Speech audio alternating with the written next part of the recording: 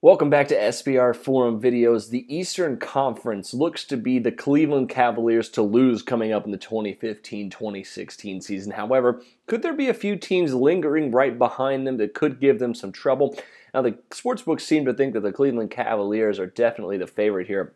Discussed earlier in a video yesterday, the Cavs come in at minus 200 at Bet365 to win the Eastern Conference this season after coming back with basically the same roster as they did last season. They got back Kevin Love on a big deal. They re-signed guys like Iman Shumpert.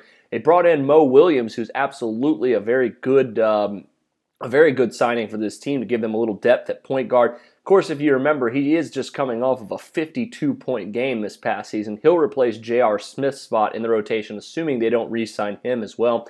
And of course, they still have yet to re-sign Tristan Thompson, but a lot of people seem to think that that's just a foregone conclusion, that that deal will get done at some point here this offseason. Now, Cleveland obviously the favorite here, but not quite sure that I'd rank them as high as minus 200 to win the Eastern Conference. Sure, there aren't that many teams that are that close to them right now in regards to talent and depth. There are a few teams, however, that I think could have a shot at potentially upsetting the Cleveland Cavaliers if things start to go wrong. However, pretty much everything went wrong for the Cleveland Cavaliers last year, and they still made it to the NBA Finals. But one of those teams right now coming in at plus 650 is the Chicago Bulls, a team that also is coming back with basically their same roster from last season, minus their head coach.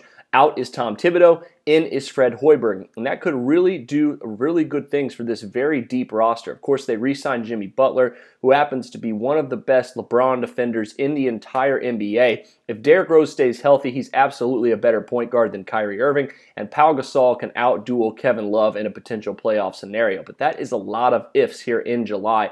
They all really need to keep that defensive identity if they want to beat the Cleveland Cavaliers, and they're really going to need to step up their offense. They were pretty mediocre, scoring just over 100 points per game last season, but Hoiberg, if he can elevate them to a top 5 offense this offseason and into this next season, I think that the Chicago Bulls at plus 650 are probably a pretty good bet to a team that could upset the Cleveland Cavaliers. Now, finally, a team that really hasn't been getting a lot of press this offseason, and that's the Miami Heat. Now, a lot more health concerns with Miami than there are with either the Cleveland Cavaliers or the Chicago Bulls. Of course, Dwayne Wade really isn't going to be able to play more than 50 to 60 games this season. Chris Bosh, of course, had a very scary injury and ailment with his heart this past season, which made him miss last year. If he can't come back and be the same Chris Bosh, this is already dead in the water. But they did re-sign Goran Dragic. They have one of the best young defensive centers in the entire NBA in Hassan Whiteside, and they probably got the steal of the draft in Justice Winslow. All of this considered, I think the Miami Heat could be a pretty dangerous club to the Cleveland Cavaliers and the Chicago Bulls,